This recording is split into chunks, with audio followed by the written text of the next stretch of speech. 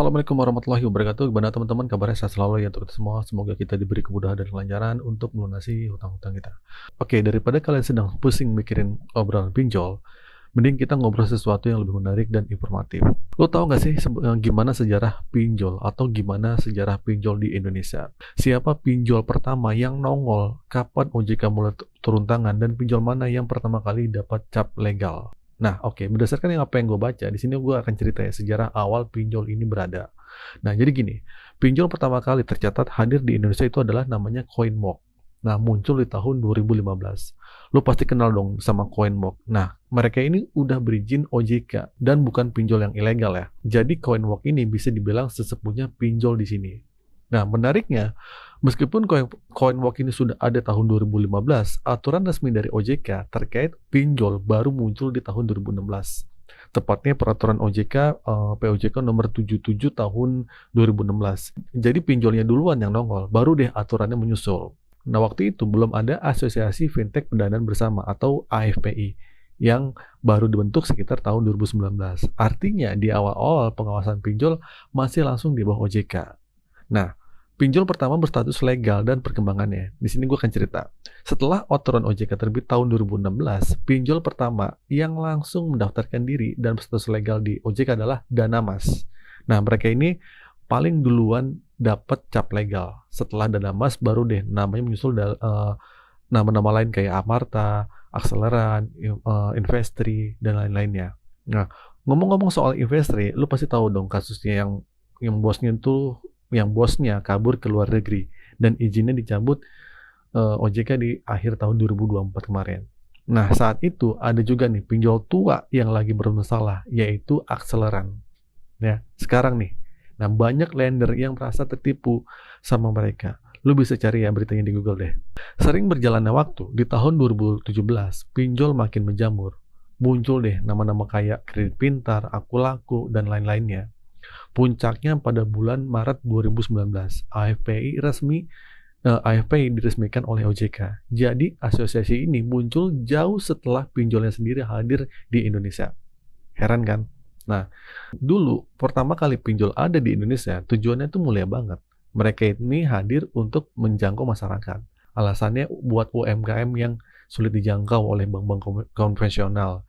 Jadi tujuannya biar ada kesetaraan antara akses ke permodalan. Iklan mereka waktu itu banyak banget di Facebook karena TikTok belum ada. Tapi seiring waktu berjalan, kok makin kacau ya. Tujuan awalnya untuk kita yang di desa dan susah akses bank. Sekarang masalahnya sasarannya malah lebih banyak ke perkotaan. Aturan OJK juga terus berkembang dari POJK 77 2016 sampai muncul aturan peer-to-peer lending yang wajib menagih dalam 90 hari. Nah, uniknya di Cina ketika mereka menerapkan aturan peer-to-peer lending, banyak pinjol yang berguguran dan nggak mampu beroperasi lagi. Nah, para pinjol ini pada pindah ke Indonesia, ya, termasuk pinjol ilegal dan banyak yang legal sekalipun. Di Indonesia, meskipun OJK mengeluarkan POJK tentang peer-to-peer lending, pinjol malah subur banget sampai sekarang. Memang sih jumlahnya sudah berkurang, dari 140 lebih sekarang cuma jadi 96 pinjol. Tapi masalahnya tetap aja banyak. Ya, belakangan ini gue perhatiin ada yang aneh sama peran AFPI dan OJK. AFPI itu dibentuk oleh OJK, artinya segala keputusannya harus dari OJK juga dong. Nah, AFPI kan cuma mengikuti saja, tapi kenapa sekarang ini nih OJK malah seakan melempar urusannya ke AFPI. Apa-apa disuruh AFPI, padahal OJK yang meresmikan mereka. Makanya nggak heran kalau ada anggota dewan yang sampai menyuarakan untuk memperjelas lagi fungsi AFPI dan OJK. Jangan sampai AFPI ini seakan-akan udah jadi OJK-nya sendiri. Nah, terus tahun 2023, ketua AFPI yang baru diangkat, kalau nggak salah Bapak Edi ya, Bapak itu CEO dari Dana Rupiah sebelumnya. Nah, sejak penggantian bos AFPI ini, menurut gue, suasana perpinjolan di Indonesia malah jadi makin kacau. Nah, gue sebagai pemerhati pinjol, bukan pakar pinjol ya, tapi pemerhati peer-to-peer lending ya, gue sebagai tahulah tentang masalah perpinjolan. Dari dulu memang udah nggak beres, tapi makin kesini sih kayaknya bukan makin bagus, malah makin parah ya. Nah, jadi kesimpulannya ya, ini gue rangkum ya, biar lu paham sejarah pinjol di Indonesia. Pertama, pinjol pertama di Indonesia itu namanya CoinWalk. Itu tahun 2015. Terus aturan OJK pertama kali itu terbit tahun 2016, POJK nomor 77 2016.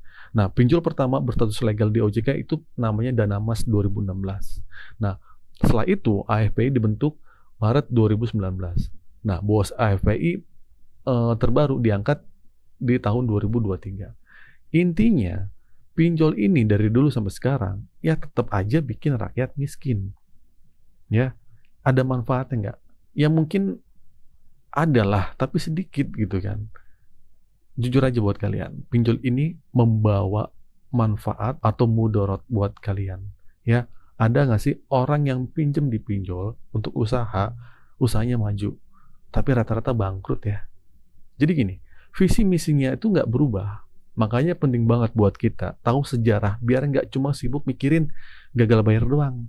Nah, buat kalian yang sedang gagal bayar, penting ini. Ya, ini penting nggak penting, tapi minimal kalian tahu pinjol itu ternyata dari udah hampir 10 tahun nih di Indonesia. Ya, dari tahun 2015. Makin lama, apakah makin bagus? Tidak. Tapi makin lama, makin ya kalian jawab sendiri lah. Oke teman-teman, semoga informasi ini bermanfaat buat lu semua. Kalau lu suka sama pembahasan kayak gini, jangan lupa like dan subscribe ya ke channel ini.